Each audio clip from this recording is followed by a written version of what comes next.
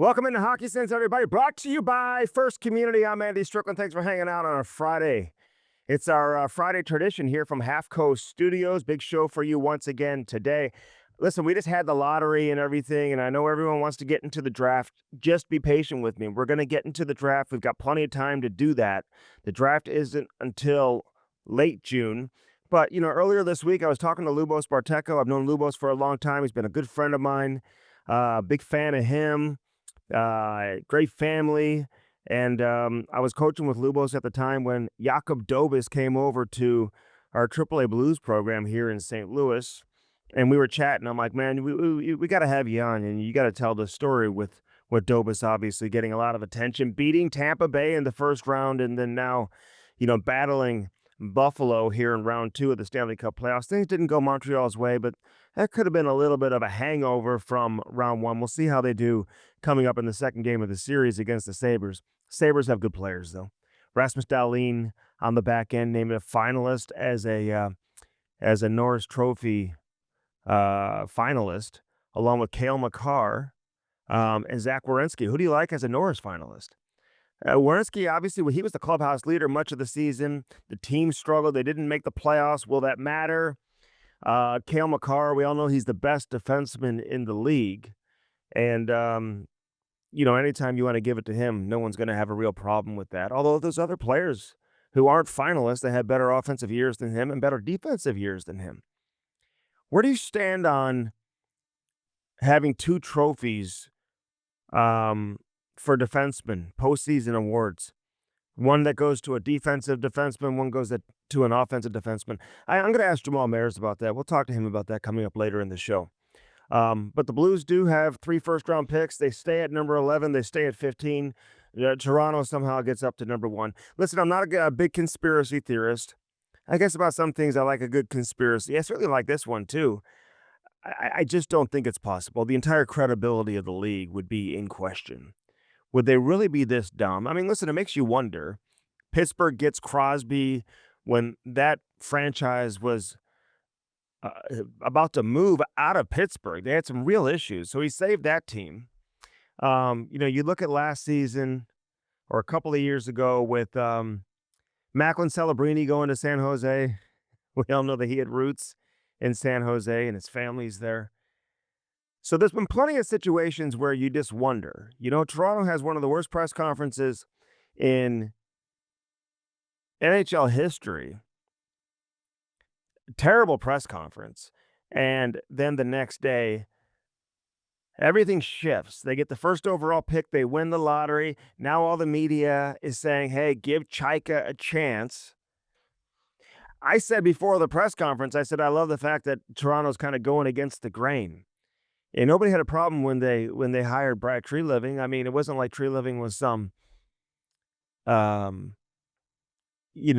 top-tier general manager. He had experience, and he had been in the league. That's the biggest difference. I don't know how you come to hiring John Chaika, but it is what it is, and we'll see how he does. But I did like the fact that they kind of didn't do just the popular,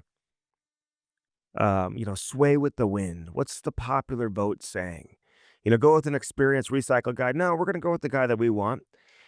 And it's not just Keith Pelly. I know everyone's focusing on Keith Pelly, and listen, he's putting himself up there. Like, he probably should stop doing that. No more press conferences for Keith Pelly. Stop putting yourself up there and just kind of stay in the background. But he's listening to people like Matt Sundin. He says Ty Domi didn't have really any say in it in terms of the decision. Now, you can take that for however you want. If you want to believe that, fine. If you don't want to believe it, that's okay too. But I would imagine he had plenty of people in his ear that were pulling for Chaika or recommending Chaika. Is it Chaika? Is it Chaika? I always call him Chaika. But anyway, not enough people internally with Toronto were probably pushing for him.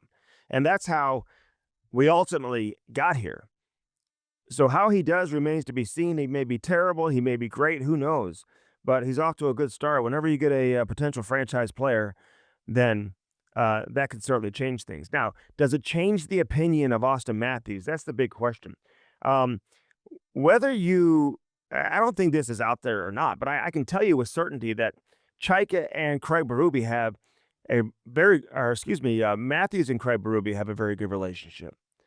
They get along very well. And this is not coming from Craig Berube. I've never asked Craig Berube, do you get along with Austin Matthews? But I have asked people close to Matthews, does he like Craig Berube? And the answer has always been yes. I don't know if he loves playing there anymore. I think he wants to change. I think he wants to go play with different players, give himself a better chance to win. Does bringing in the first overall pick help? Maybe a little bit. I don't know if it helps as much as how people are assuming. I mean, he's 18 years old. I don't look at Gavin McKenna, and let's just presume that he's going to be the first overall pick. I don't put him in the same category as a Crosby or a McDavid or a Celebrini or a McKinnon. I just don't. I don't think he's going to have that type of impact. Do I think he's going to have a long career and a very good career? Well, yeah, he should. He's going to be taken first overall. But I don't think he's at the level of the other four guys that I mentioned who can truly just completely change your franchise around in a very short period of time, as we've seen in San Jose. And in the case of Edmonton, with, McDavid taking that team to the Stanley Cup final a couple of times. But you got to have these top picks. Toronto now has 2 first overall picks in 10 years. It's just crazy to me. And they've had other picks where they've picked in the top 5 and whatever. So I don't know. I mean, the Blues have picked in the top 5 twice over the last 20, 30 years. And when they got Eric Johnson, they got Alex Pietrangelo. They took a couple of defensemen. San Jose is the one team that I would pay attention to that could potentially slide out of number 2, feeling they could still get a good quality defenseman, which is what they need, a little bit lower in the draft. Now, I don't know if they're going to want to slide out of the top 10 to get that defenseman that they want. I mean, the idea of trading 11 and 15 to get to number 2, to me, is unrealistic. I just don't see that happening. Could be wrong. Hope I'm wrong.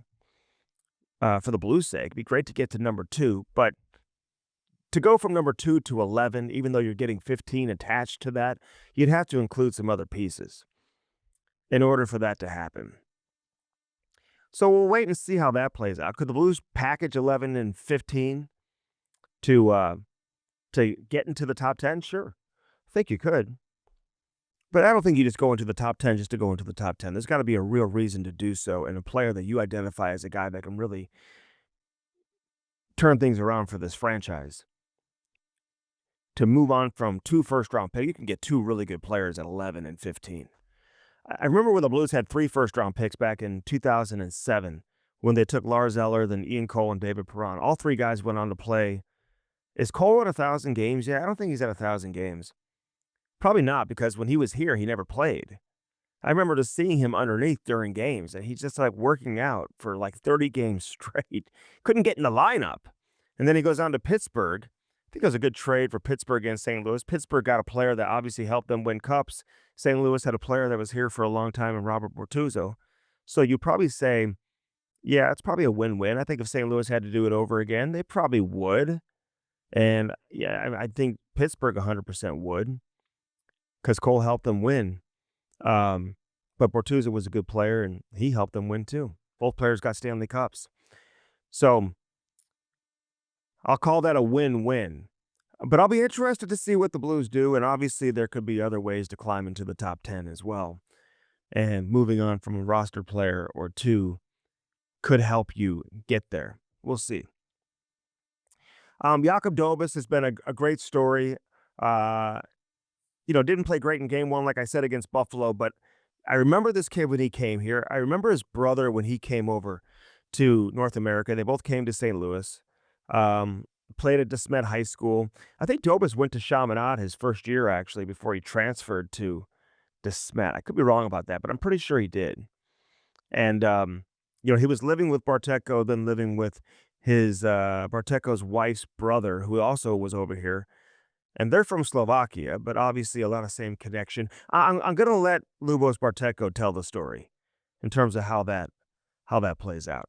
I didn't really have much time. Actually, last week I kind of alluded to the fact that Dylan Holloway I thought would sign a 4 or 5 year deal, most likely a 5-year contract, somewhere in that $7 to $8 million range. I thought it'd be closer to $7.5. So good on him to get an extra couple $100,000 and get him to $7.75. I just think when you look at Broberg, I know they play different positions. He wasn't going to get to $8 million. That's where Broberg got on a 6-year contract. I think Holloway could have certainly got to 8+ on an 8-year deal, but there's no reason for him to sign 8 years when he hasn't been able to put together a full season. If this guy can put together a full season, stay healthy, then you could certainly make the case 5 years from now, when his contract is up, this guy's going to be in that $9.5 to $11 million range. I mean, based on where salaries are going to be. We'll see what his numbers look like. Could even be higher than that. I can't really tell what the ceiling is for um, Dylan Holloway, because even before he got hurt this year, he wasn't necessarily producing at a high clip. But obviously after the Olympics, when he came back and he was healthy, man, this guy was the player that you expect him to be, and a player that we saw a lot last season as well.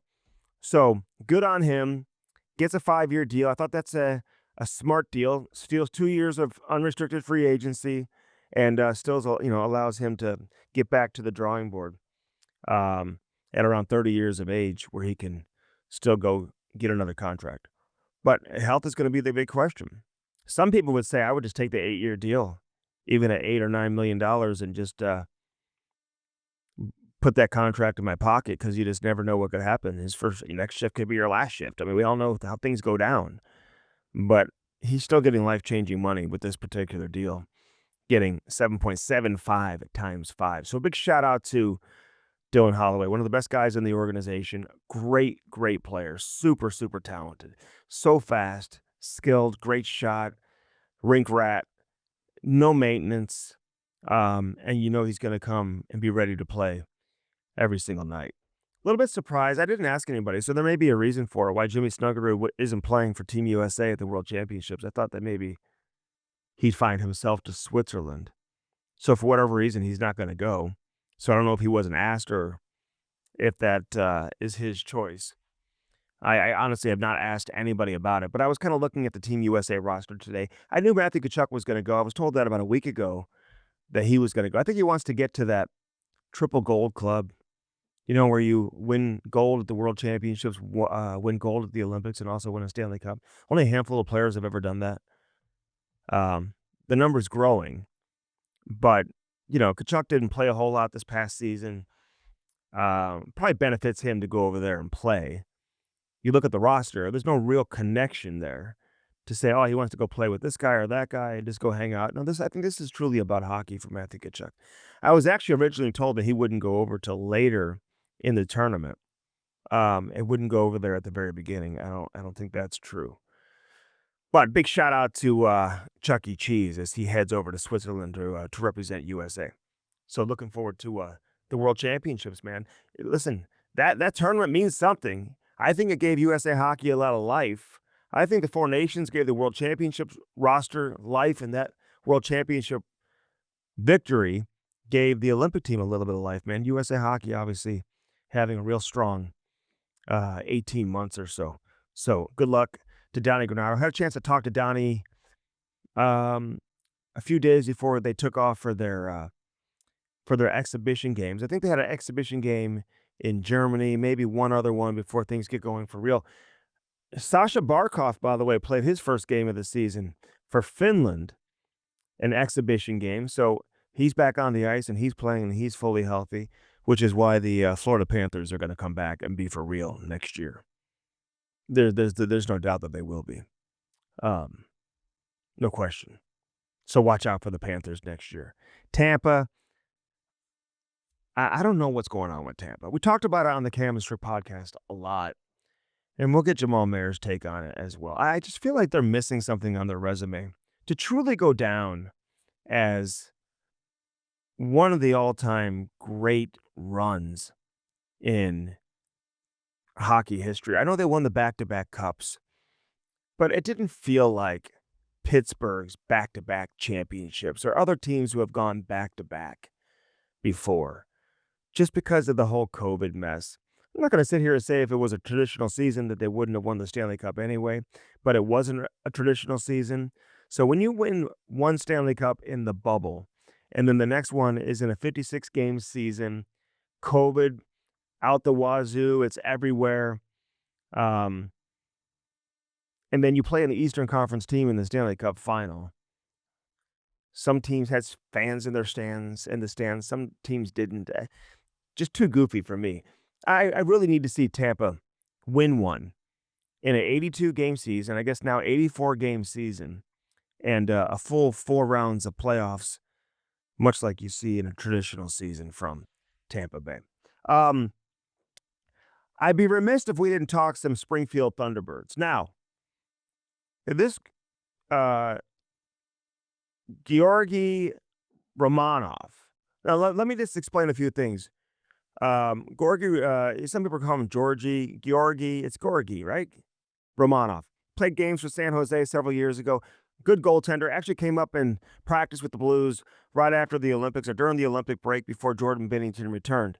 And I will say that there was some talk about maybe some issues with him down in Springfield. Work habits, attitude, effort, practice habits, all of that. To the point where when the playoffs began, he wasn't even a backup goaltender. He wasn't starting, wasn't the backup guy. Will Cranley was kind of the guy down the stretch who was getting a lot of the attention. And Zarenko was a guy who obviously, was getting some opportunities. But Romanov really wasn't in the mix until he was. And essentially won that first round series for them. When he got in, they just never looked back against Charlotte. Great victory. And then to beat the team with the most points in the American Hockey League this season in Providence on the heels of some incredible goaltending. And this guy will find his way back into the National Hockey League next season, I would think. And maybe the Blues found their backup goalie for next year. Jordan Binnington's still here. I don't get the sense that Binnington wants to go anywhere. I've always said this about Binnington, that if he were to go anywhere, I think he'd want to go to Toronto. And I don't get the sense that the timing is right for Toronto. Maybe he's a little more excited about it when you consider they're getting the first overall pick, but they're not really in position to win. I would think that Jordan Binnington wants to be in an environment, if it's not St. Louis, in an environment that truly has a chance to win and win now. And that's why I just didn't feel like Toronto would make sense for him. I know people have brought up Edmonton and whatnot. I don't think he has any interest in going there. I think he could be there if he wanted to, and I think that wasn't in the cards for him to go to Edmonton. Toronto's a different story.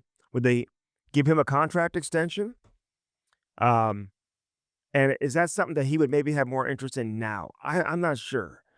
But regardless, if Romanov isn't here, he's going to be somewhere in the NHL next season, I would think, just based on what we've seen from him right now. But he's going to have to clear up some of that reputation. I think that's out there. And I think the way that he's doing it, the best way to change your reputation, if people on the outside have a negative perception of you, the best way to change your reputation is to stop the puck. And that's exactly what he's doing right now. And I know I've asked players down there, who is the best goaltender on that roster? And it's been consistent. Far and away, it's Romanov. And he looks like it. Wow. What a performance this guy is putting up. So Dylan Dubé, who, listen, he signed late. I think he only played, 47 games this season? But he had 20 goals in those 47 games. He's had an interesting career. He always had high expectations. There were times when he felt like he could reach those expectations, and he never really did. I think he signed a 3-year contract at one point in time with Calgary years ago. And then he had the off-ice issues before, being found not guilty, and he was, caught up in that whole situation with Hockey Canada. Carter Hart now back in the National Hockey League. He needs a contract extension this offseason as well with Vegas, but, he's looking like their number one goaltender, not only now, but into the future. He and Torts obviously know each other going back to Florida, or to Philly, and so they know each other, and he looks comfortable and whatever. I know they lost their last game against Anaheim, and who knows, they may not even get through this round and beat Anaheim, but nonetheless, he got them through a round, and unless somebody just shows up on their doorstep, it looks like Carter Hart is going to be the guy, at least in the short term moving forward.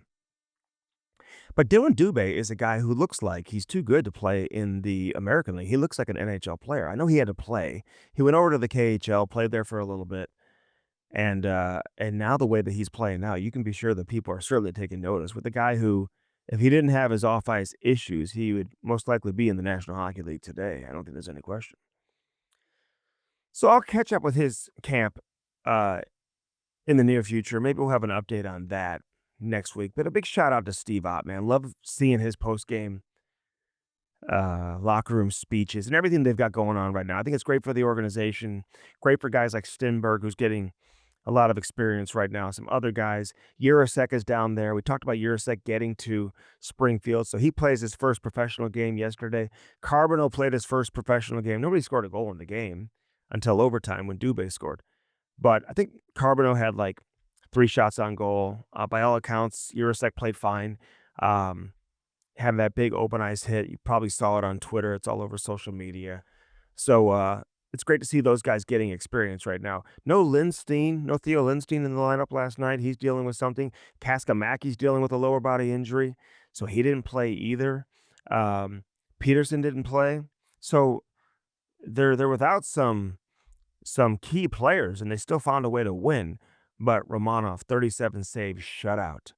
Big shout out to him, man. This guy has been fantastic. It's interesting, too, because he didn't play for several weeks prior to getting into the lineup in that first-round series against Charlotte. I think his last start was like March 12th or March 15th, something crazy. And then he played on April 15th in that first round, I believe. Or maybe his last game was April 12th or April 15th in the regular season. I think the regular season was over by then. But nonetheless, he went a long time without playing.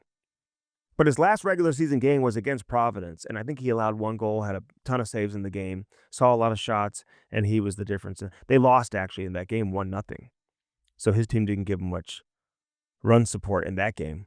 Didn't give him much last night either, but all he needed was 1, and they got it, man. So big shout out to him. All right, let's get ready for Lubos Barteco. Looking forward to this conversation. Played for the Blues. Played in several Olympics with Slovakia, with Dimitra and, Hanzus and Gaborik and Hossa and all these guys, Chara. So he's going to have some great stories to tell. Looking forward to that conversation coming up. All right, you probably heard that mortgage rates have gone up. Bad news for anyone ready to buy a home. So what do you do? What do you do? What kind of home loan is best? Most would say a 30-year term to keep their payments affordable, along with a great rate and low closing costs. First Community has that loan for you right now. It's called the Members Best Home Loan. Has a rate of 6% for a 30-year term. First Community, listen, no fee for the application, no fee for the processing, no fee for the closing of your home either. So all those fees out the window. Apply today for the Members Best Home Loan. Terms and conditions apply. Toll free. You can call them right now. 1-888-642-7969. 888-642-7969 to learn more. FirstCommunity.com. That's the website. First Community brings us hockey sense each and every week. Lordo's Diamonds. Been around for almost 70 years. Go see Mike and Jimmy Lordo today. Best selection of engagement rings, men's jewelry, great watches, great chains. Hey, you want to get a chain, you want to get a watch, you can go there and check that out. But get that special someone something special in your life. Incredible jewelry and incredible experts, too, who will help you out. I bought my wife something from there pretty much every year for the last several years. I love it. Wouldn't go anywhere else but Lordo's Diamonds. They're truly the best at what they do. Best customer service. You can go in there with a $500,000 budget or a $500 budget. And guess what? You're going to get treated exactly the same. They won't change. No judgment zone. Judge-free zone over there at Lordo's Diamonds. LordosDiamonds.com. We love our friends over there at Lordo's Diamonds. Blue Note Roofing, baby. 314-920-5713. Call David Novak today. He's standing by. You have wind or hail damage, any type of storm damage. You need a new roof, gutters, soffit, fascia, whatever it is you need. Call him today. 314-920-5713 for Blue Note Roofing. David Novak. He'll talk pucks with you as well. One of my favorites. David Novak. Give him a shout.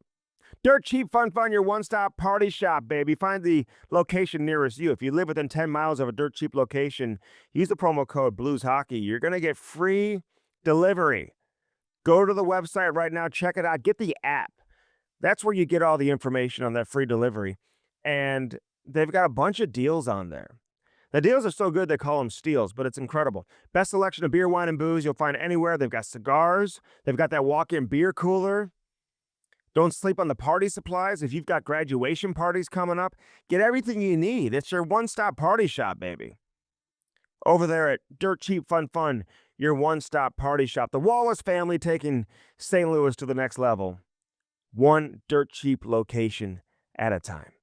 And we love our friends over there at Dirt Cheap. And Easy Tiger Cannabis, baby. Elevate yourself with top shelf cannabis, no matter what your need is. Are you dealing with pain, sleep issues, any type of sickness?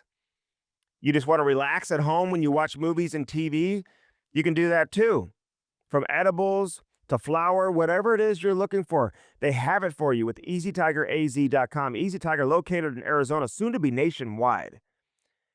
Best customer service, best products, best quality. EasyTigerAZ.com. That's Easy Tiger Cannabis. All right, let's step aside. Lubos Barteco, former St. Louis Blue, longtime member of the Slovakian national team, and the guy who brought Jakub Dobis to North America. Yeah, that's right.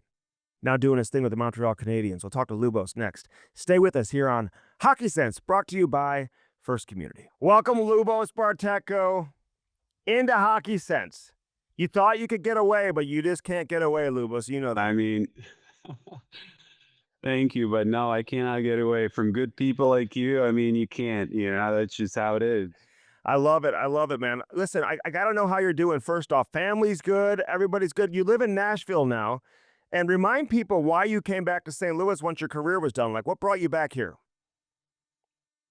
Well, I mean, St. Louis is a great city, first of all. And then, that's where I found my second half, my wife that, lived and, breathed in St. Louis. And ever since I, met her and married her, and we always spent summers in St. Louis, even during the off season. So when I retired, I moved back to St. Louis and that was my home ever since. And now we moved to Nashville and then we're here. We've been here for about 7 years now and we love it. So, but we always go back to St. Louis because that's where our family is. That's where my wife's family's from. And I love going back and, hanging out with you guys and, and it's been great. Yeah. And so now you're in Nashville. You're still kicking it around in youth hockey, right? You got a lot going on there. Like, tell the people what you're doing from a youth hockey standpoint. Yeah. So yeah, I got into youth hockey. I have a son who's not youth anymore. He's 22. He's playing college hockey here. So, but I still in youth hockey and now here in Nashville, I had this opportunity and I'm I'm coaching junior hockey now. So like instead of youth, I started really enjoying this, 16 and in between 16 and 20 years old, because I feel like that's really, what I have passion about. And those guys are great. And, here we have junior team, which is the Red River Spartans. And we're in, tier 3 and tier 2 hockey, but like I love being part of this and then helping those young kids kind of, get through all that youth junior hockey and help them, get ready for junior or college hockey. All right. So where is Nashville right now as a youth hockey market? I mean, I know it's growing and they're developing more and more players. And there's a couple of organizations that we see on the AAA circuit. So where are we at now? You feel like it's getting better and better? I think so. I think, Nashville is growing as a city. It's growing really, really fast. And I think, the, NHL Predators are doing really good job with their organization. They're very, very popular here. And I think the youth is getting into it a little bit better. I think it could be better. But I think, we have a lot of ex NHL guys moving into Nashville, and then they're helping, with their kids and their kid getting in and into youth hockey and helping all the organizations here to grow it. So I think it's getting there. I think it could be better, but it's been really good. Yeah. All right. Former Atlanta Thrasher, Lubos Barteco. Great to have him on with us, as always. I mean, Oh yeah. I gotta love it. Hey, but of course, the St. Louis Blue as well. When you tell the kids that you played for the Thrashers, though, are they like, who? Like, what? Or they remember? I mean, it was a great team. You got a lot of great players that came through there. Yeah, yeah. I mean, I think they get more. I get more not from Thrashers. I get more about the St. Louis Blues because being part of that organization back then, in that era, it's just been Mm. incredible because with all these Hall of Famers. I mean, Al McKinnon and Pronger. So like they ask a lot about that kind of stuff and like what we have done. And nowadays it's everything online, so they see everything and they see the videos and all that stuff. So, but here and there, I get sometimes parents coming in is like, oh yeah, I used to watch you when you were in Thrashers. With them in Atlanta, it was great. So I'm like, oh God, but it was awesome. So, it's always good to talk about all that stuff and the stories, but everything goes back to the blues. Yeah, Everything. yeah, oh yeah, and you guys won the President's Trophy your second year Oh yeah. here in '99, 2000. Real quick, because Pronger, he wrote a book in case you haven't seen, like it's called Earn It. I've seen it. Oh yeah. I've seen it. And I've seen yeah, it. and so I mean, but that season though, '99, 2000, man, that was the first year that I covered the Blues, and my first year, like coming out of college and like really getting into it, going to the rink, like the second half of that season on a daily basis, and I was so excited when I was given a press pass for the entire playoff run, and it only lasted one series. I'm like, "Oh, they're gonna win the Stanley Cup," you know? That you look back on that, man, that's a missed opportunity, don't you think? Oh, 100%. It was something that, for me as a player, like I was very young and that was very new to me as well. Like I had a lot to learn and I was pretty much nobody and I just got there, you know, um, somehow and I kept going and had a good success. But as you know, like for me, that was my first playoff run as well. And playing NHL playoffs, it's something completely different. So I have to say, like, I wasn't the player. And now I'm looking back into it and thinking about and when talking to the players about the experience, that I had and then trying to explain to them what the playoff experience is and what that really means and how do you win playoff games, right? So it's not just like you have a great run in during the season, but like playoffs, like you have to be focused different, almost, wired differently. And it just like details comes in. And if you're not doing the right things and if you're not prepared mentally and physically, and then you're just not going to be successful. So for us, I think, we had great team. Like I'm not gonna lie, like we had really good team. And I felt that we were gonna go, a little bit further than the first round, but it just sometimes, it just doesn't work that way. And nowadays, like I'm watching playoffs, it's almost like a completely different league. Yeah, Like you're looking in those teams. different So it was game. frustrating, but for me, learning experience, and but it is what it is. But it was hard. Yeah, so the Slovakian line, man, you guys got so much attention with Michael Handzus and Pavel Demitra. I mean, what kind of chemistry did you guys have, Lubos? I mean, were you guys hanging out off the ice all the time, and that had to make you so comfortable as a young player to have so many of your fellow countrymen around on a daily basis for not just you, but also for Pavel and Handzus and other guys as well, man. You look back at that, you guys were unbelievable together. Did you guys realize you had something special? How long did it take you to figure that out?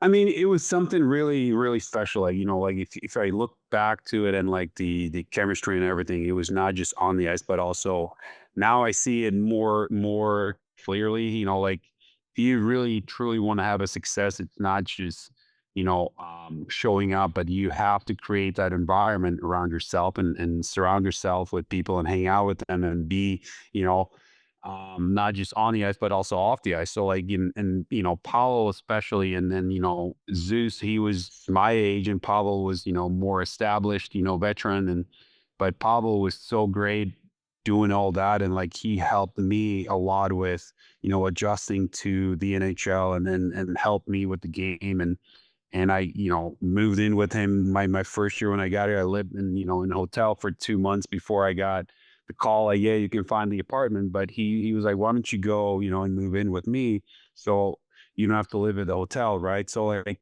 he helped in a lot of other aspects, not just me, but like he was just a great person, like overall, like he was awesome. So That was just, really important to us. And now I see like how important that was for, the line and for all of us to kind of like, you just can't just show up for practice. You have to put everything in it and, build it on and off the ice as well. So it was something special for me. It was living the dream because coming in, like young player from Slovakia, and then, Pavel was like, oh my gosh, he was our god, right? So it was just really, I was living the dream and I was just trying to fit in and help any way I could. And, I had success for, a little bit, and I'm very thankful for that. Even back then, he was a god to you guys.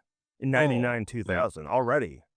Oh yeah. Like I remember it just, you stuck to it. Like I remember my first year tryout for the Blues, and I was on the flight. We had like a bunch of Slovakian guys from, I drafted, like I could see, but like I was on the flight sitting, and then like 4 rows behind was sitting Pavel, and he was like sitting back, and like he had no idea who I was, who we were, and just like, and we were like little kids, like, oh my God, that's Pavel, just like really, it was something like, oh yeah, he was somebody, right? So that was something that it stuck with me. And then, next thing you know, like a year later, we're, playing, or 2 years later, we're playing in the same line, and just like, playing NHL, and just like, it's awesome. So it was great. Great time, like best times in St. Louis. How was Joe Quenneville?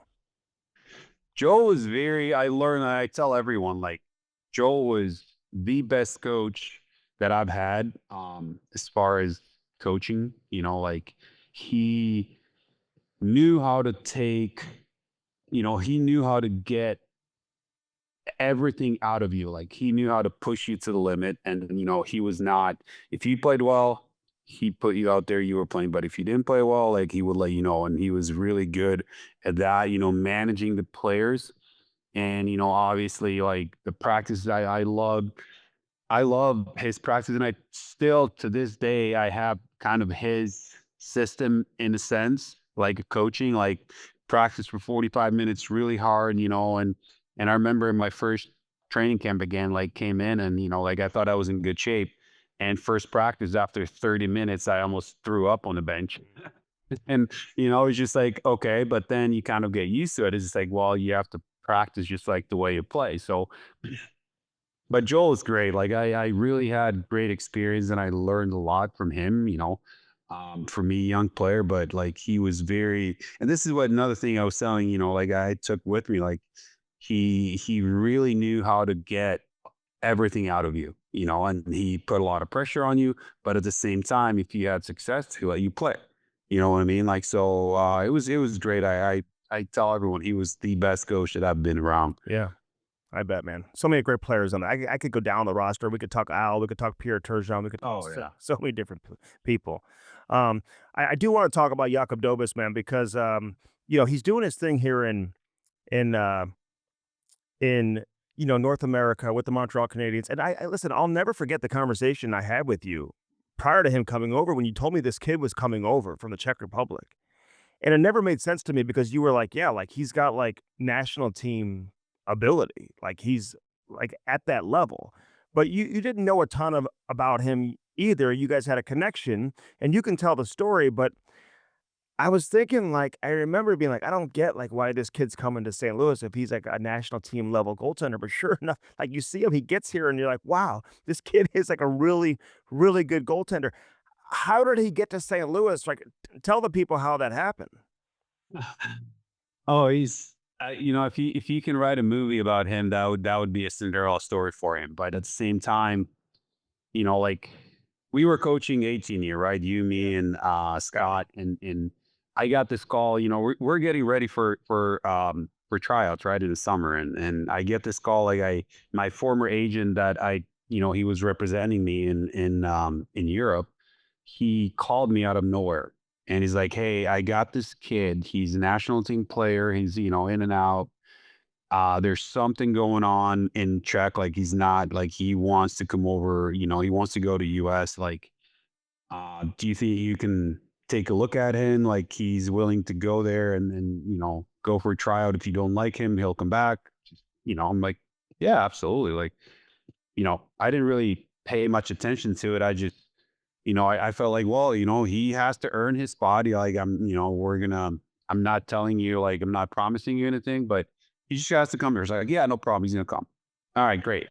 So he came in, and we were talking, and it's like, yeah, I got this guy. And I had no idea who he was. I had no idea how good he was. So when he was flying in, he flew in, he came here, and that's where I called Bruce Receipt, right? And I was like, hey, Bruce, I got this kid.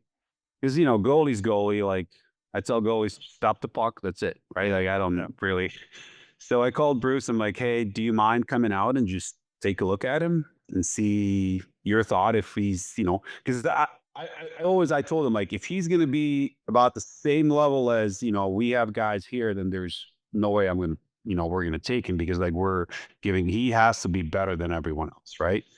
So Bruce came in, and I remember, like, today we're standing behind the glass, and like looking at him is like he's legit.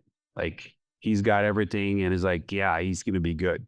So that's where I remember talking to him, and then, like, I was talking to Scott, and I was talking to Al, and that's how he kind of ended up, and we took him, and he was 16U, but we had him play 18U, right? Because 16U already had goalies there, so Yeah, Al we took him McInnes, for he had a 18. D1 commit. He had Jack Williams, Yes. who was, considered one of the better goalies of his age group nationally at the time. He was Oh, elite. yeah. He went to Notre Dame. So, yeah, it didn't make sense for Al to be like, yeah, okay, I'm gonna put him here. We already have a guy. But the 18s needed a goalie, right? Oh, yeah. So, and that's where he ended up, and, from there, it was just it's a history, right? So, it was pretty interesting story for him, so, but, worked out really well, and he took it. It was all about the opportunity. Yeah. And so he lived with you, right? Yeah, so he lived with us for a year, then they were I think the second year they were at, because another Czech kid came in, and they were going to Chaminade. Mm-hmm. So, um, and then he lived with my wife's uncle. So, but basically he lived with us. Yeah. Yeah. Okay. Man, it's crazy. So, like, when you see and he scored a goal playing midget hockey too. I tell people that all Oh the yeah. time. I'm like, "This guy scored a goal." I've never seen a midget goaltender ever score a goal. This guy Oh scored yeah. and over the top too. It was a nice goal that he scored, man. But he became instantly very popular with his teammates. He wanted to learn the language. He wanted to adapt himself into the North American culture. He still comes back to St. Louis. He loves it here. But when you see him doing what he's doing now, I mean, you never can forecast the future that you're going to be a starting goaltender for the Montreal Canadiens in the National Hockey League. But when you watch him play, um, what stands out, Lubos? I mean, for me, it was very, like, we knew there was something there, right? Like, we knew he had something, like, like, I remember we're playing, he was very, very good in penalty shots, period. Like, there was nobody could score on penalty shots. So, like, when we would end up, the game, it was tied, and, overtime, nothing. And then we would go into penalty shots, and I was like joking, like, just, we need to score one goal and we're going to win the game, like, period. And that's how it was. Like, he was very good in penalty shots. And then, he was just like every other. Like, he was big. He moved really well. He had good games. He had bad games just like everyone else. But, like, the thing would stand out for me, for him, it was the work ethic that he had, and passion for the game, right? Like, he would not just practice with us, but he would always, you know like, I would go and coach, my son's team, which they were 2003, and they were like U14 or U15 back then.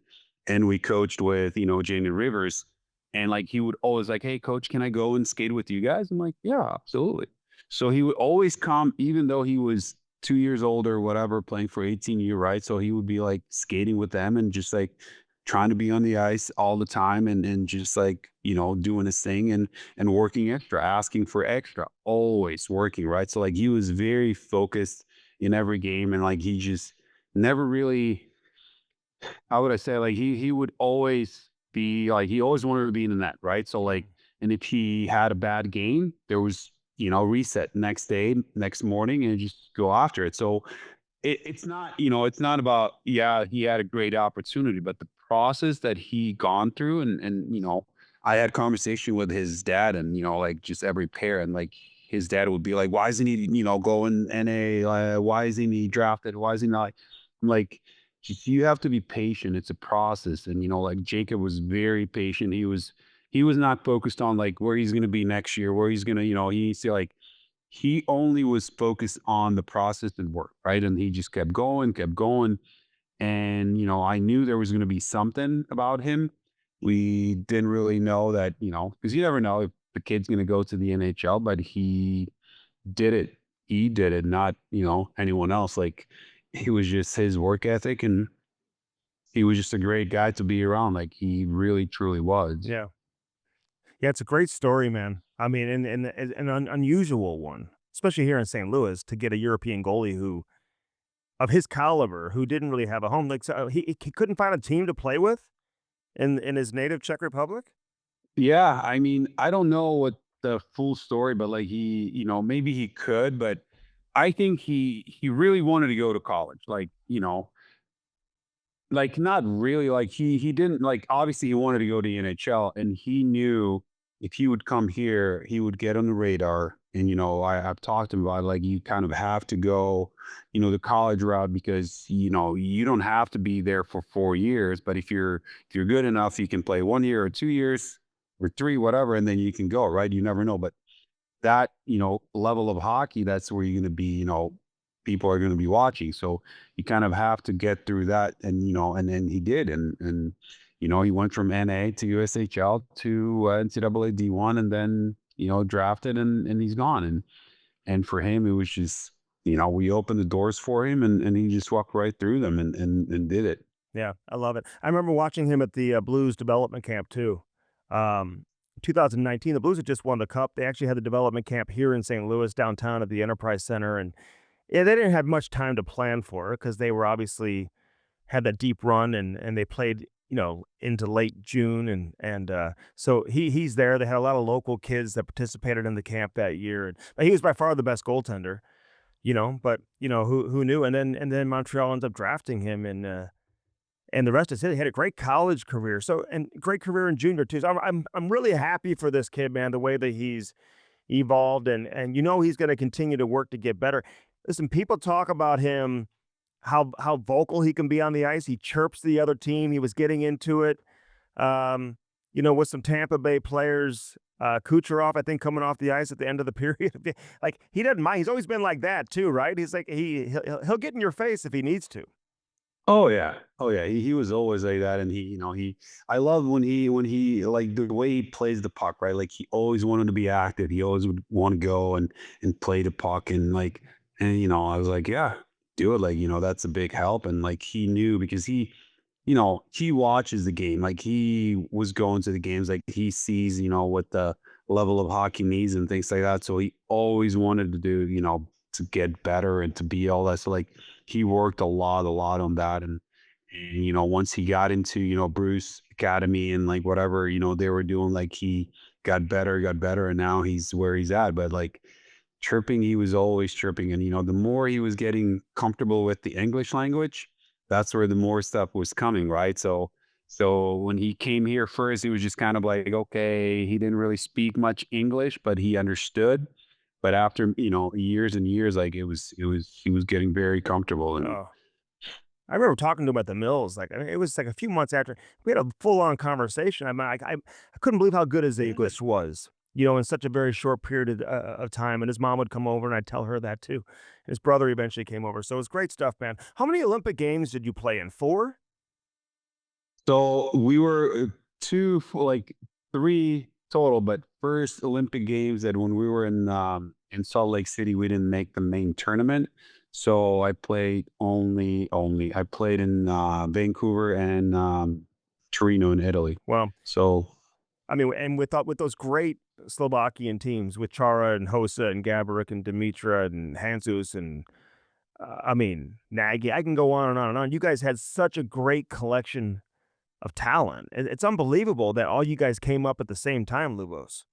I know it was awesome. Like it just, and again, it goes, I always talk about, and people are asking about the national team because, like the kids that when they come to, play for me, like we build a gym, we have gym and I have all my jerseys and all that stuff. So they're like, curious and actually funny story that last year, no, well, the last season during the Olympics, um, I had a Canadian guy and we had a bet, like if Slovakia will go, like he's gonna have to wear my Slovakian jersey during the practice, and he did. Because we went on and like so it was funny, but like it's funny when we go back to like our team, like how good that team was, and like you're always looking back, it's like why is that, and now I'm thinking like it's we, like I said, with even in St. Louis, like we hung out together off ice, so like we were almost like for those 10 years run or whatever it was, like off season we went back and we would always see each other, like go to events, like it was almost like we're like brothers, and it's just like that makes it so big difference in hockey and how you compete for each other, and they like, and then just like it was awesome. But those years are been like awesome, like it was great. Yeah. And Yarrow Halak was your goaltender too? He was my kid's coach actually a couple summers ago, so I got to Yeah. reconnect He with, he came with Yarrow. he came in. He was a little bit younger, so but he came in after, and he was our goalie Yeah. as well, and so he was great and really nice kid, and like that's awesome. So we had I mean, looking back, like I think we had back in 2000, we had like 36 NHL players in Wow. NHL playing. So, one or at least one game, right? So like during the season. And now it's just like you're looking at like our team is just kind of like, slowing down. I don't know why, but What it's just happened? like I mean, how do you I go? have no I idea. mean, how many Hall of Famers were on that team? Oh God, like we had, Hossa, yeah. Chara. I mean, yeah, it was just, it was every kid was somebody, right? So like every line, like I mean, it was Peter Bondra, right? Like Ziggy Palfy and like Joseph Stumple and Vishnowski, and all these guys. It was just like it was incredible. Like we could. This is why we had so much success, right? But Who'd you now I don't who'd you know. play It's with just the most and internationally? I'm sure it so the changed. most I played with Miro Shatan Yeah. and Zeus. Because Powell, he was not, but like me, Shatan, and Zeus was a lot. But then Um, it was always different depending on who came in from NHL and all that stuff. So, but Zeus and Shatan, we had the most success. What's the time? Was he wearing a turtleneck when you guys played together? No, but he was awesome. Like Great player. great leader, great player, like really good guy. Made a And lot of like, money too. oh yeah, oh Yeah, yeah, he got he's paid. awesome. I love that, man. So amazing. But you played in Russia too. Like I'm looking it up to like you played with Ovi before Ovi ever came to the National Oh Hockey yeah, League and Datsuk yeah. and Maxim Afinogenov, like all on the same team. This is during the lockout in 2004, 2005. Loaded team. I mean, Oh yeah. how was Ovi at 18 years old or whatever he was? Oh God, he was. We didn't know we knew he was going to be drafted. We knew he was going to be good, but we didn't know he was going to be the best goal scorer, right? But he was just such a like in the locker room. We said like it was me, and then right across from me it was Pavel Datsuk, and Ovechkin was right next to it. So like we would communicate and talk during the before practice, and like so it was great. All of them were great. Like Pavel was just incredible person, and like the work ethic that he had, I've never really seen anybody work as much as he did. But Ovechkin was like very young and like always coming in and wearing Gucci everything, and like all that. So but he was great. He was like playing the same way as he was, and he just didn't care, and but he knew who he was, he knew his qualities, and he was just going with it, right? And but he was very Russian. Yeah, I bet. And just crushing guys and Oh scoring yeah. goals. Oh yeah. Oh yeah. Datsuk But though he's a different animal though. Would you just like he's practicing with that guy had to be incredible. oh, like it was funny that every morning I would come in the dressing room, like it was always like I would be one of the first guys in there in a sense. And then all of a sudden, like, 3 minutes later, like, he comes down from the gym, like, just drenched, like, every day, like, because he was a little bit injured before, so he didn't start the season with us, but, like, he was a little bit injured, but he would come in drenched every day. I'm like, "What are you doing, Pasha?" He's like, "Just riding a bike." He would ride a bike before every single practice, like, hard. Every single practice, then would go into practice and just absolutely school everyone. So, like, we're sitting in practice and it would be like a show, like entertainment, right? Like with his moves and all that stuff. It was amazing. And everyone was like just like we won the league. And I used to tell everyone he won the league. He won the league for us. So but it was a great experience, really good to see all these guys. Like we had a really good team and I liked the coaching as well. Like he was really hard, a lot of training, but you know what? We were in good shape. Like Yeah. I tell everyone the story, like after the season, we've gone the first round, 3-0, like absolutely, like won. So we had like 3 days or 4 days before the next round. And so he gave us day off. And the next day we come in and there's, on the board, there's two teams. Like this team's going to go on the ice. The other team's going to go to the gym. I didn't really think of it much, right? Like it's a playoffs and we're splitting and, and we went on the ice, first got on the ice, did like 5-minute warm up or whatever, took all the pucks away. And then we had weighted vests on the bench. Everyone put weighted vests and we skated for 45 minutes. Just skated, no pucks. And then after that, went into gym, did the gym work, and then 30 minutes run outside. Wow. So just like constant work, right? And I was just talking to, Paulo, and like, you guys, don't you say anything? Or, like, I mean, it's a play. I was like, no, it's like, they just went with it. And we did. So it was awesome. It was great, great run. And it was good. Could you imagine doing that with kids today, like an NHL team? Oh God. NHL Not PA even- on line one, please. Yeah, but I mean, they know. Like I think NHL now is like those kids. Like they know what you have to do because They're the locked the in. league's getting younger and all the kids are coming ready. So like they know if you don't do what you're supposed to do, like you're gonna be replaced really really fast. And so Yeah. All right, and your son, it's funny because when you were talking about how Dobes would come practice with your son's team, because your son would come practice with us all the time with the 18s. yeah. I remember giving him shots for him to tip. He always had great hand-eye coordination. And it's funny, now that he's in college, he's playing for Alaska this year. That's where he's headed, right? Yes. Okay. Tell him I say hello. And Oh, I will. I Thank taught you. him everything he knows. He knows that. Oh yeah. Oh, he knows that. Yeah. Are you okay? Have you gotten over the fact that I would own you in our pickup hockey games or what? Oh yeah. That's why I'm not going to skates as much as I used to. But I was talking to Robbie and he's like, you got to come out and skate with the alumni. I'm like, I got to do that and because I want to skate with Strick and I just want to get on him. So So, dirty, man. oh Player yeah. safety would have heard from you. You know that? Yeah. Yeah. So, hey, man, all the best. I'm so glad we caught up. Do you ever come back to St. Louis? I do. Yeah. Okay. I do. All right, hit me up when you come back. I will. Okay. Will do. Don't forget, and I'll see you. We're in Nashville, obviously, a couple times a year too. So, how close are you to downtown? Are you a ways away from there?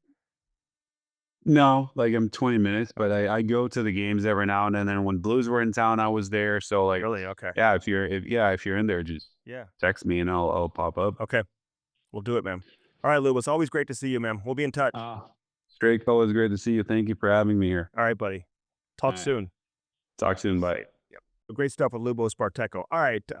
As always, brought to you by First Community. Again, First Community.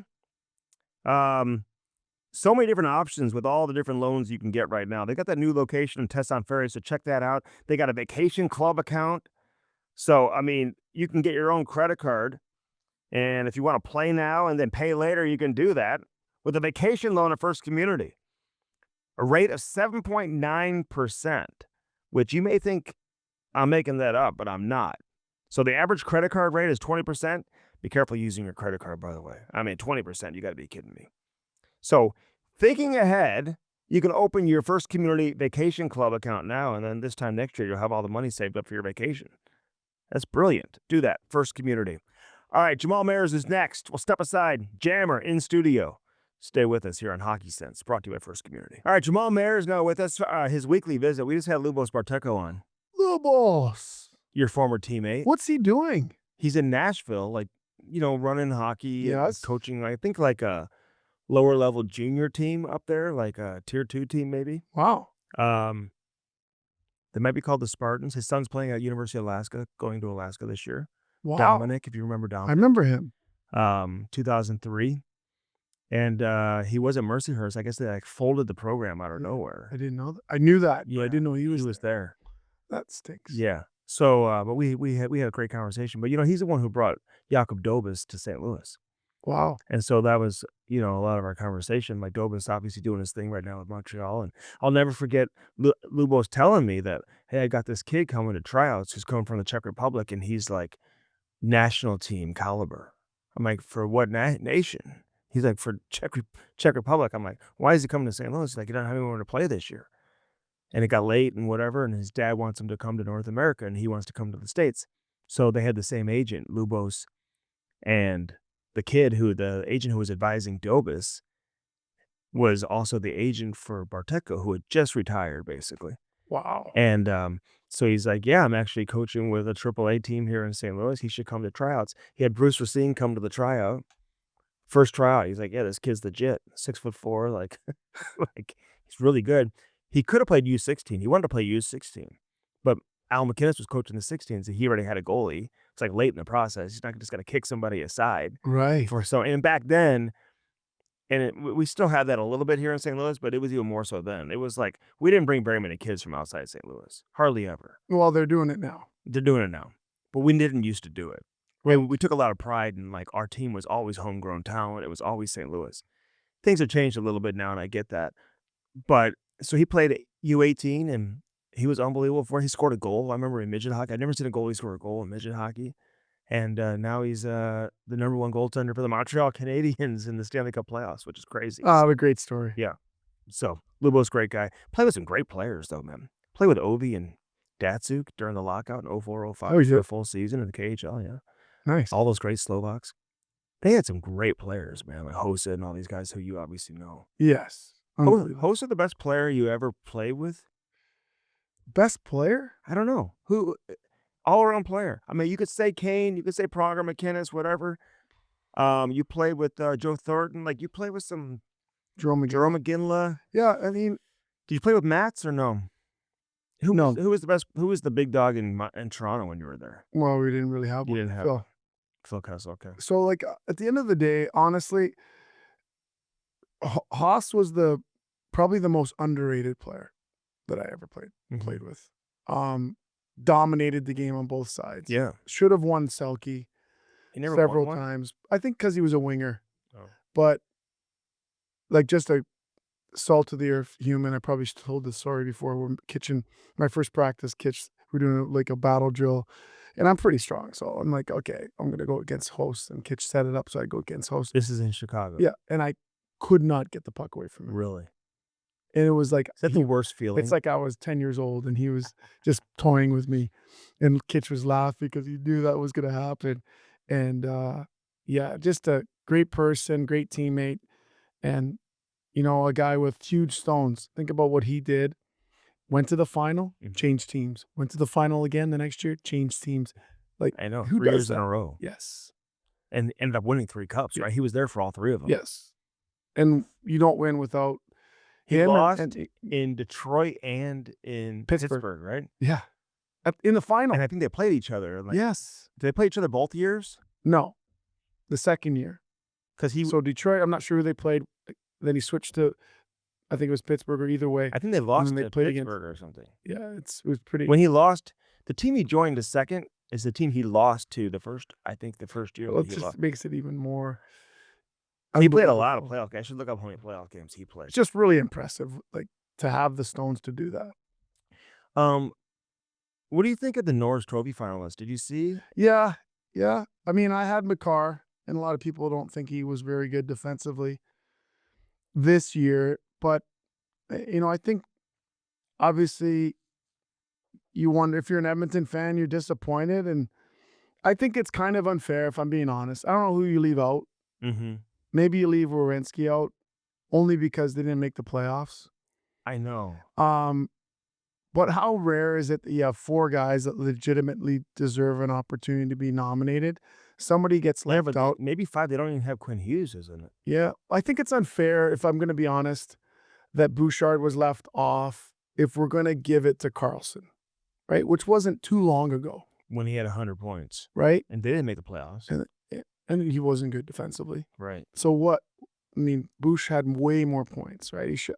To me, I don't know who you leave off, but he should have been nominated. Way more points than the rest of the group. Yeah. He didn't get to 100. I think he He finished was like really 90, close. 91, something like that. He was definitely in the 90s. Yeah, I think it was mid-90s.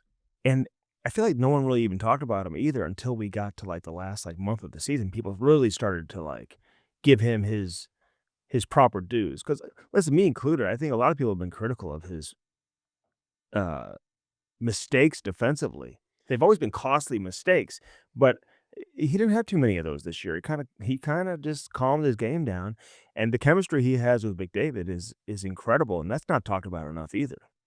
I think sometimes a lot of those awards are based off reputation. Mm-hmm. And yeah, the Selke. the people don't do the due diligence to dig into the current landscape. Bergeron's still getting votes for the Selke. You know what I mean? Like it is. It's and people don't know he doesn't play anymore. You can't vote for him. exactly. Remember when Ovi was like, what he was named first team All-Star like on both wing spots or something? Like they had him like people voted for him on the wrong side or something. Oh, Whatever it was. there's a great example why the media shouldn't be voting for some of these things. It's like that's not his position. Yeah, that's ridiculous. He's Host- the left winger. Hosted, by the way, 205 career playoff games. Nice. It's a lot. It's a lot. You didn't answer the question. Who's the best player you played with? You gotta name one. Best player. Is it too easy to say Kaner or is it or no? Well, in hindsight, it's probably Kaner. I don't know. Man, that's a tough one. Yeah. Why in hindsight? I think I'm going to go with Kaner. You are. Yeah. Who else was in your head like that you're Just like I'm thinking about who dominated the games, prongs. Like we're not talking the entire time. I'm talking there's a time period where you're just like, whoa, when he won the MVP, that was unbelievable the way he controlled the games. Prongs. And then you think about, how good Thornton was that year that we went to semifinals, was just dominating. And, so I would say those 3 are the top for me. What do you mean by control the game? When you say Pronger control the game, you just had the puck on a stick the whole time, just control the. You want to slow it down, he'd slow it down. You want to speed it up, he'd speed it up. Yes, I think that it's very seldom that,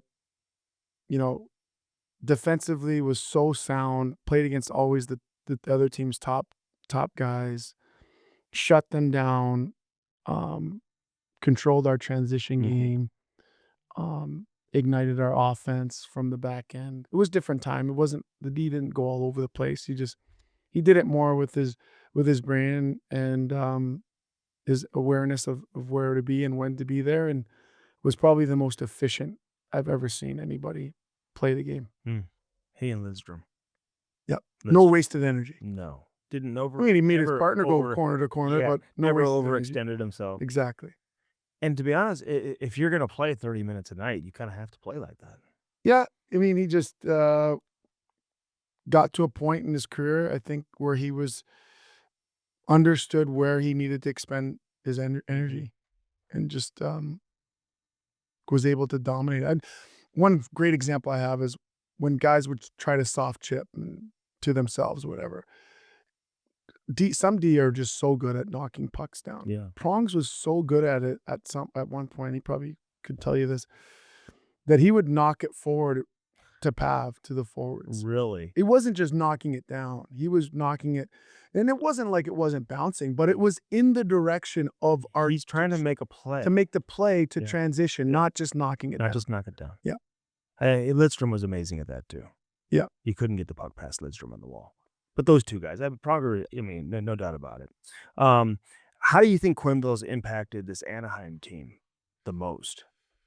Well, I always have said I love playing for coaches who are emotional, are engaged emotionally.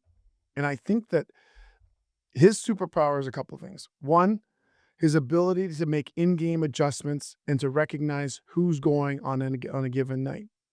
Having the strategic awareness within a playoff to get the attention of his group. You know how you do that? Mm-hmm. You sit up McTavish. Genius move. Why? Guys are like, oh, I could be next. Look, it could be me. Oh, I gotta be on it every game. Mm-hmm.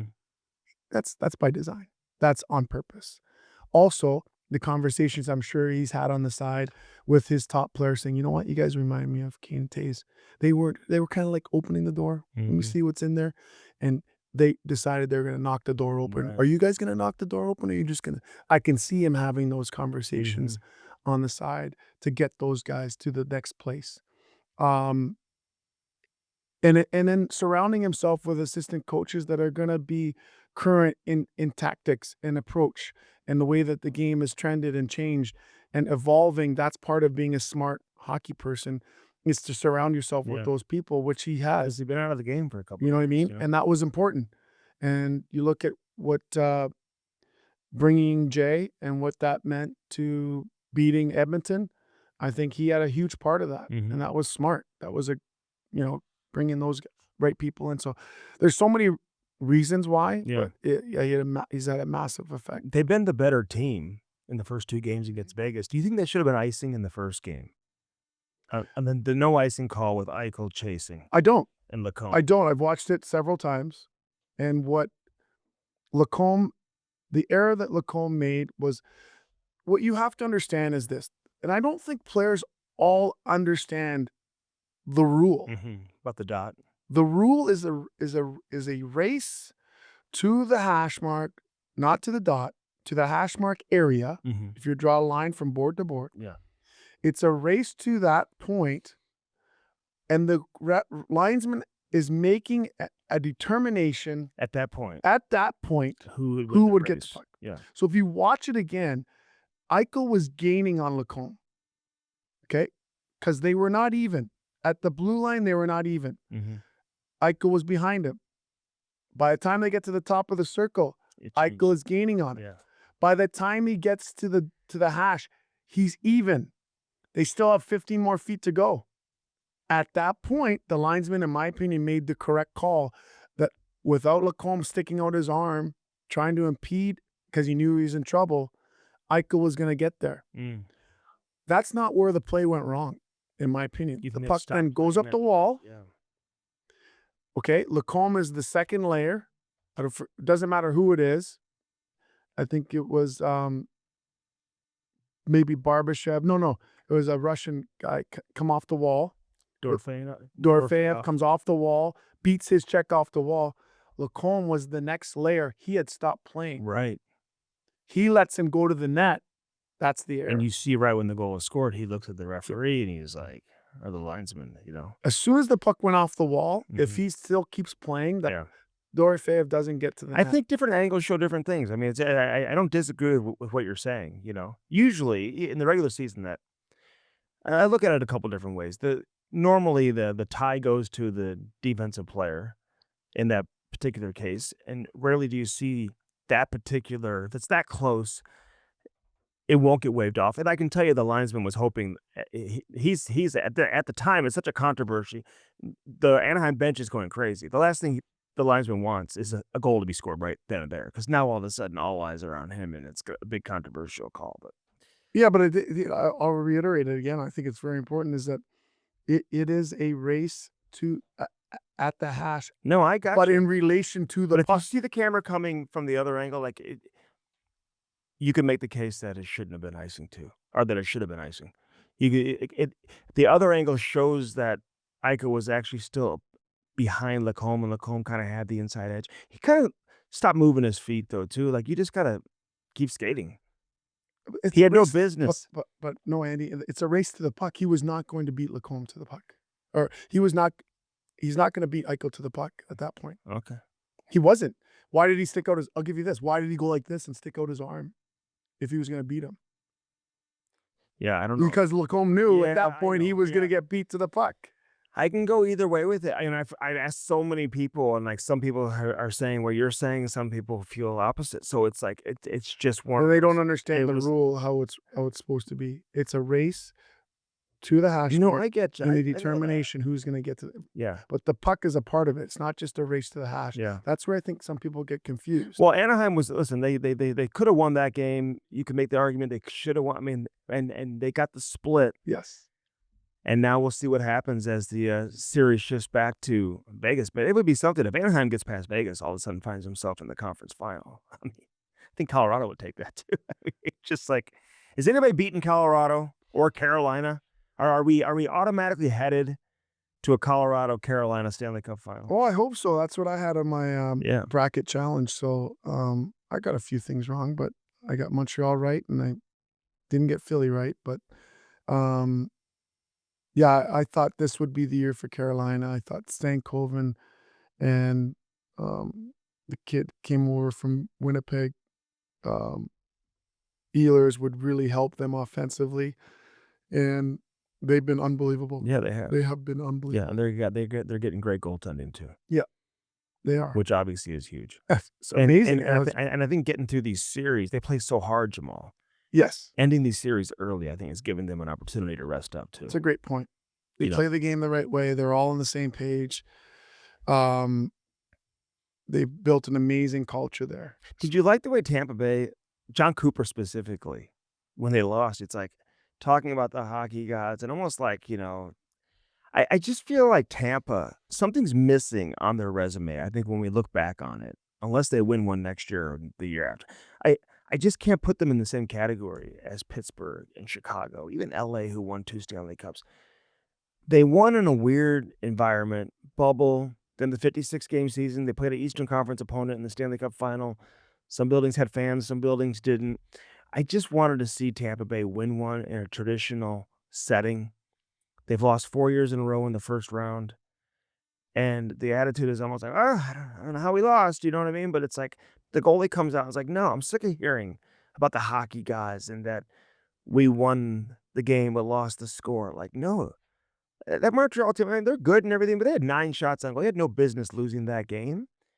It's crazy to me that they didn't win that game. And then you see Montreal, maybe a little bit of a hangover off the first round, but they didn't look ready to play in game 2 of round 2, right? So I don't know. How do you look at Tampa? Well, a couple things to unpack there. I think that I would agree with Vasilevsky's opinion. His frustration, yeah. I think that is a very fair thing when your team. Like, where's the best one? How come you guys aren't scoring for me? Right, You that's know? exactly it. I think he was pointing it right back at his team and saying, you know what, I don't know what else you want me to do, but Right. and that's okay. I think that's healthy. That friction is going to help them grow. And I think in a lot of ways too, what Coop says in the media is a little bit Sure. different than he might feel sometimes. I think he's just trying to take some pressure off the group, and then internally he knows exactly what went wrong, Right. and he'll address it with the GM, and they will have those Because conversations. sometimes I look at it, it's not hockey gods.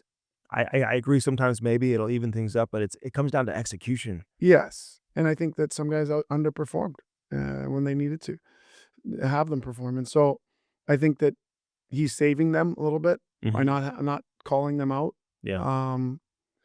But I don't mind the frustration from Vasilevsky. I think that's healthy, and I think that it's going to help them get reset and realize that that's not an excuse, and they won't be able to use that excuse again, not publicly or not even, certainly not privately. Did you like Tocchet getting in the face of Trevor Zegras last night? Yeah, I mean, why is everyone so like? That's called coaching. Yeah. Well, you don't see too many. You just don't see it as much as we used to. Well, why not? I agree.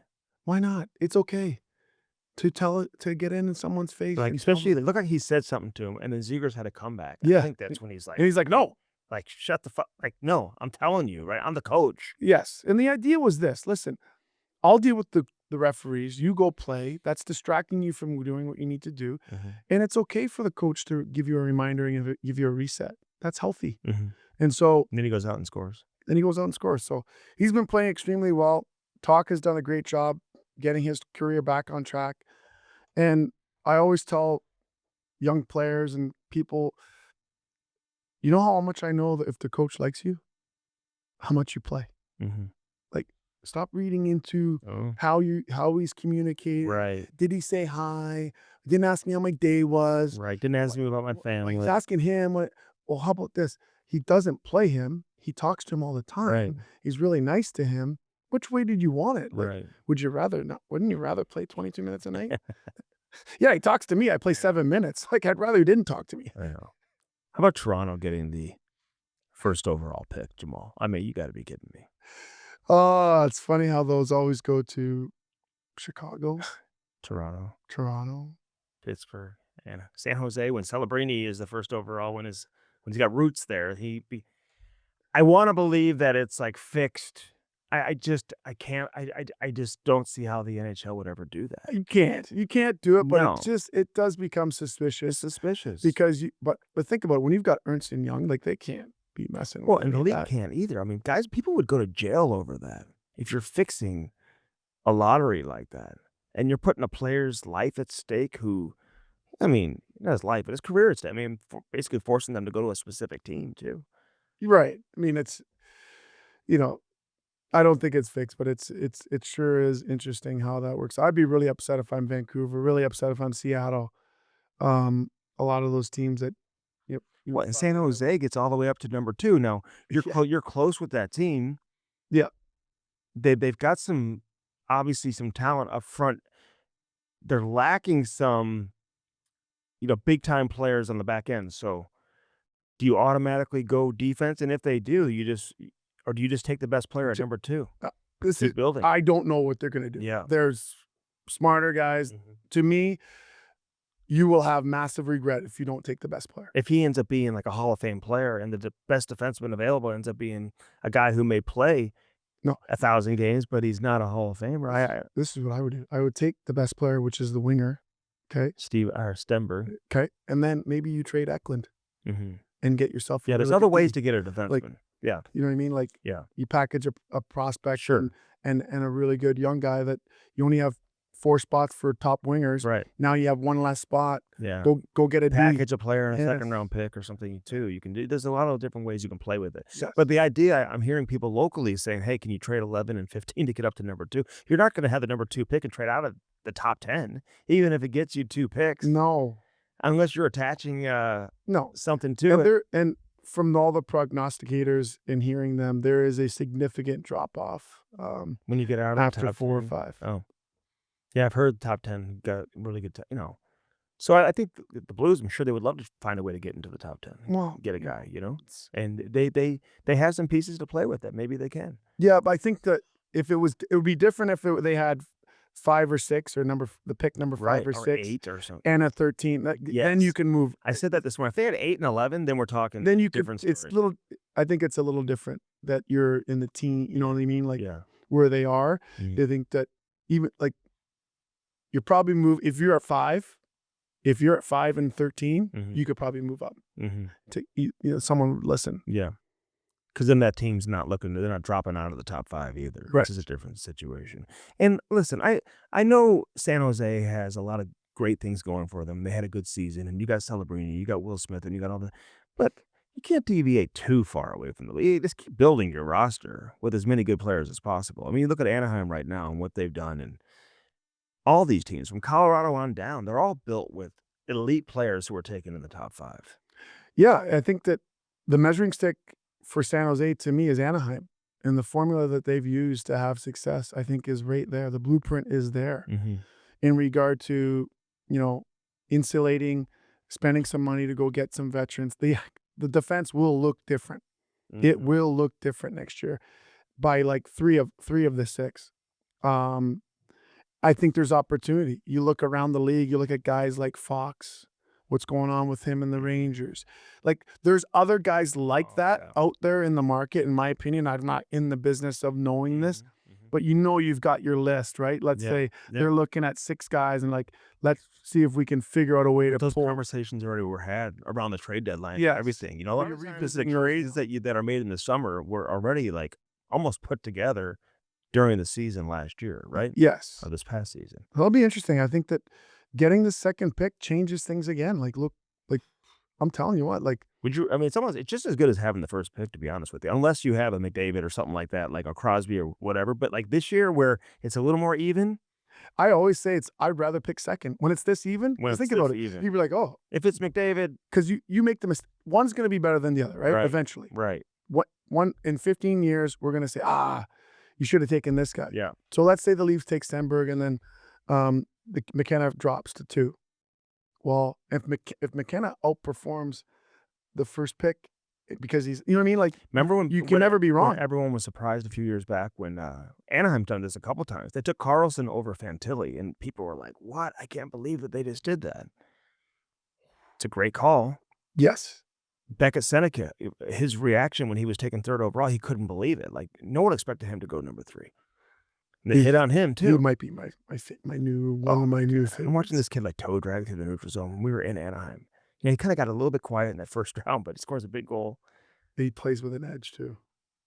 Plays with an edge in today's game. Yeah, he plays with a little bit. My favorite player on that team is Gauthier, and the fact that they got him, who was taken 5th overall, and that Philly's going to regret that forever. I know they sounded big, bad, and tough. We're the Philadelphia Flyers. We're not going to put up with this, and we have our way. He wanted to sign, and I know the stance that he took probably wasn't right either. Either bring me to the NHL now, or I'm not ever going to sign. And I don't know if they didn't believe him or they were going to call his bluff or whatever, but they lost a generational player. 40 goals this year, right? Yeah. And he could score 50. Yes. He's unbelievable. His shot is unbelievable, but he plays close to the net too. Like he's good. Yeah. Who we have winning this series now? Where are we at here? All right. I got obviously Carolina. Run through them and I'll tell you. Yeah. We got to get to them because sometimes it's easy to forget. Obviously, here we go. All right, so Vegas and Anaheim. I got Anaheim. Montreal and Buffalo. Buffalo. Okay. You got Carolina over Philadelphia. The Colorado-Minnesota. So Minnesota's missing some key pieces. Yes. No one bigger than Eriksson Ek. So good. You talk about underrated players. That's a great point. He's so heavy. He plays with an edge to him. He can play up to against the best players. Big. He's big. He plays with in today's NHL. He plays with. They don't have Brodin the edge. Yeah, they're. It's really unfortunate because I think that they really would have given Colorado. Can they beat Colorado without those guys? No. Brodin's skating, but Eriksson Ek, I think he's already going to be ruled out for Game 3. I don't think they can. I think maybe they push it to 5. Lucky if they push it to 6. No chance they win the series. Before I let you go, Steve Ott, I mean, he's got this team rolling down in Springfield. I love his post-game locker room speeches. Yeah, they're hilarious. If you know Otter, it's just great to see him in that position to be able to deliver those and be the guy down there. But they're getting unbelievable goaltending from this Romanov, who played some games in San Jose a few years back. And he may find himself back into the National Hockey League too, but it's a great experience for the young guys, right? Linsky didn't play last night. He's been hurt, but Stenberg's in the lineup. They got some other guys, you know. This is great for the organization. I know they missed the playoffs, but don't you think it's pretty good for the organization? Oh, it's part of their growth, right? It is learning how to win at every level, and I think it's those lessons and those things in those situations that they're playing in and rising to the occasion will transfer to the National Hockey League. So, but I agree with you. I give a lot of credit to, Otter and taking advantage of the opportunity, having the stones to take a step back, if you will, to be the guy to achieve his ultimate goal of being a head coach eventually. And I think that he's proving that he can do it. And I think that, you're probably, if he was being honest, he probably wasn't sure. You're just not sure, like if your way is gonna work. Mm-hmm. And it's nice that he's getting that immediate feedback that he's really good at it. Yeah. and having this kind of a success is going to get the attention of not just the Blues, but other Rest of the teams league. around the whole league Yeah. about where are we going next with our head coach. And he hasn't had a full season yet. Maybe a team would try to jump the gun and just get him in here now and get him in their organization now. I don't know if they would do that. Is it almost easier to come in during the season versus For him, Yeah. no, I think it's harder Okay. because you can't. The practice time is limited. If you want to make changes in Mhm. regard to the system, it makes it harder. Yeah. It's easier to get their attention, Mm-hmm. but I think that systematically it's more difficult. But I think he's running on fumes and his energy and his passion, and you know, it's he's that perfect blend of care and honesty. Oh yeah. Yeah. So He still has a player's mentality, and you can see how he connects with players. Last thing for you, what'd you think of the Toronto John Chaika press conference and Matt Sundin? wow, Steve, was it Steve Simmons? What was Just obliterated. his reputation when you were there? People like him? The reporter? Yeah, Steve Simmons. He was always confrontational and I- abrasive, but yeah, he's always been like that. Yeah. I don't listen. I think that the way he went about it was a little bit probably interesting, to say the least. A little Probably rude, a little right? bit rude, a little bit unprofessional in the Mhm. way that he Yeah. spoke.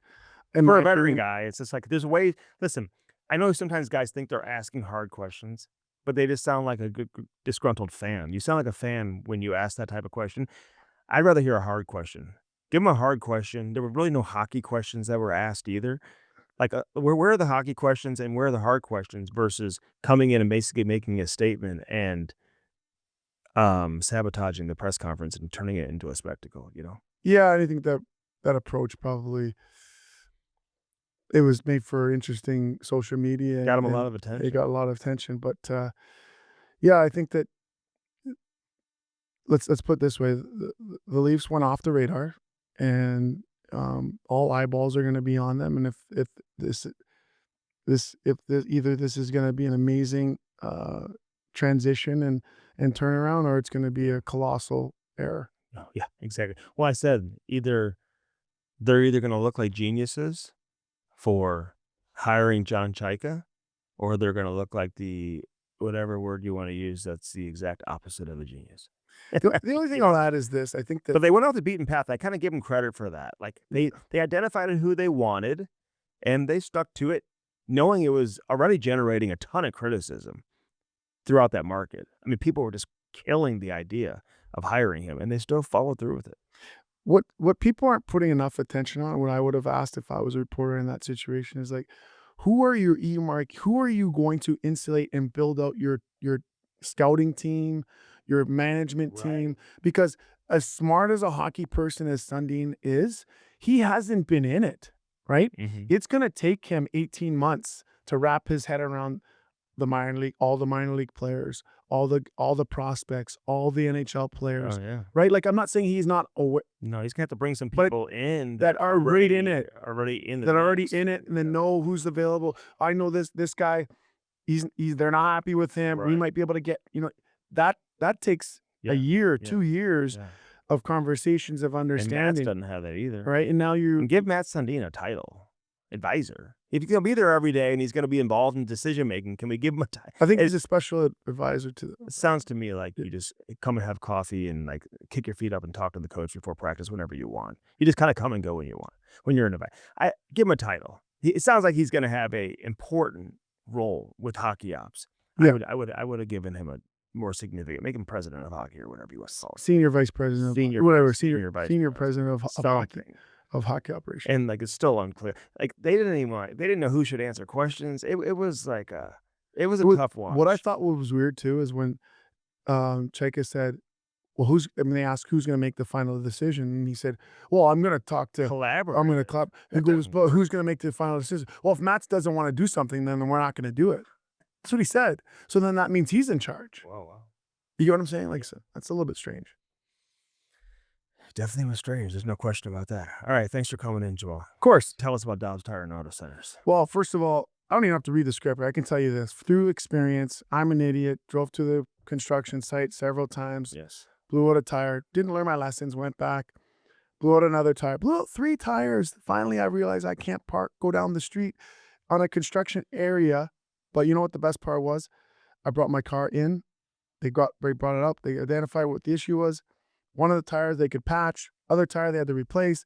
Second one, and then finally, but they didn't give me in. I said, let's stay within a budget. Let's not go crazy. They said, you don't need this tire. We're going to ship the tire over here. And they did it quickly. They got the tire in, put it up, brand new, fixed, and everything else, and making sure that they took care of me. And it doesn't matter. I know you like to drive over curves. Your wife just doesn't care, just keeps turning into things, rips tires off and rims and everything else. And whenever there's an issue, doesn't matter what you drive, a car, light truck, van, SUV, hybrid, or EV, they'll get your car in, up, fixed, and out the same day. They always have deals, locally own over 45 locations in the St. Louis area. Go to Dobbs.com for more. All right. And who puts the eye on spa? Well, dude, they're a local master spas dealer with 2 locations. It's Spas and More. I didn't even know this. You did a side deal while I brought them to the table. You think you would freaking invite me over to take a look It hasn't at these? come yet. Okay, well, you're still It's coming. you're still keeping things in, and apparently Cam got one too. Mike Leahy's the owner, Spas and More. Spas and More is an American hot tub and swim spa manufacturer located in Fort Wayne, Indiana. They are the largest hot tub and swim spa manufacturer in the U.S. Also got, and I'm getting one, a Michael Phelps chili goat tub. Can't wait. Angie has. Is that the cold tub? Yes. So how do you say? Is that run on electricity or no? Yes. It does. Yes. And it filters itself and keeps it clean. You And the want idea those. is if you're in a climate that can get lower than 32, it technically has a heater in it. So it to won't heat it up to freeze. 48 so it doesn't freeze. Are you keeping that outside? It'll be outside. All 3 will be outside. Hot tub, cold tub, sauna. I'm doing an old school sauna, which is like the Swedish, the Finnish type. So rain and snow won't mess with it? It'll be fine. Yeah, absolutely. And I'm so excited. Going to happen here in the next few months. Spas and More offers high quality hot tubs, swim spas, cold tubs, infrared saunas for all of your health, wellness, and relaxation needs. Turn your backyard into the oasis of your dreams with a master spa from Spas and More. Spas and More, located at 12957 Gravois Road in Sunset Hills, where we put the in spa. So what's the order you go? You go sauna, hot tub, hot tub, sauna. What do you do? So you do contrast. Mhm. You leave the hot tubs just technically for fun. It is? Yeah, It's not for recovery No, or no. injury. Your muscles are tight. It'll help a little bit, but yeah, Really? sure, it has those benefits, yes. But that's not, if you're doing it for health and wellness, in my opinion, it's the sauna and the cold tub. Contrast, back and forth, 4 or 5 times, finishing cold. What do you mean? 4 or Contrast. 5 times and like Contrast. in one time? You do 3 or 4 minutes in the cold tub. Oh, Then you go in the hot tub for 10, 15 minutes. Then you go back to the cold tub. Then you go back to the hot tub. that's a long. the That's sa- like the 3 hour sauna. commitment. No, it take you about an hour. Okay. And then you go back to you finish cold, and then you're done. How many days a week? I'm going to be doing this every day. 7 days. You be a new person. What will it do to you? I'll send you all the information on how it improves your health. It's Okay. unbelievable. I think Angie's coming in the studio. Yeah, next week. Next week. Okay. Next week. So we'll talk with her too. I got a lot of questions. It's unbelievable. I can't wait. And you have athletes, so I it's know, I know, important. I I'm know. telling you need the cold tub. All right. First Community brings us Hockey Sense each and every week. We appreciate their support always. Blue Note Roofing, call David Novak. You see the number behind me, 314-920-5713. And Easy Tiger Cannabis, baby. EasyTigerAZ.com. Check out the website and do it today. In Arizona, soon to be nationwide. Great to see you as always. Thank you, buddy. And by the way, Yeah. you're a good putter. Thank you. Wow, I was impressed. That's about We'll it. just leave it there. We'll leave it there. Jammer actually has really improved his golf game. That's when you know he's retired. That's right. I'm not retired. He is. Although he's kind of still working too, though. Yeah, I got See, to work. You're working. Gotta work. It's fun. But I don't know why you didn't play all the time when you were playing. Well, Didn't you play in the summers like everybody else? no, because when the girls were born, you get focused on what they're doing in their It's a activities. And to commitment. get better at golf, you need to play at least twice a week. It might Not be- once every 2 years? Or... No. So, Okay. That's just my mind. Yeah. That if I can't get better, then I'm not going to, I know. I don't want to No, just you've play. gotten way better. I was like, because I did not think you were very good. Like in my mind, I was like, oh, I'll play with Jamal. It's like, last time I saw him play, he was like good, but like not like you are now. Yeah. So you really improved. So I'll give you Yeah. credit. I can't wait. So next time you see me play, well, you'll be saying that, like, wow, you really gotten better. I'm telling you, it's just Okay. going to take you about 8 months. Okay. I'm with you, man. Okay. All the best, man. And then you got to come over to I know. I'm the, going to. play, and then you got to come over to the house. And, Yeah. and When are play you the moving in? simulator. I don't know. I don't have a date yet. Okay. It takes time. Hopefully sometime. Hopefully before July Hopefully 15th. soon. Before July 15th would be nice. Okay. All right, Jamal. Thanks for coming in. Okay, Enjoy buddy. the playoffs, everybody. Thanks for tuning into Hockey Sense as always.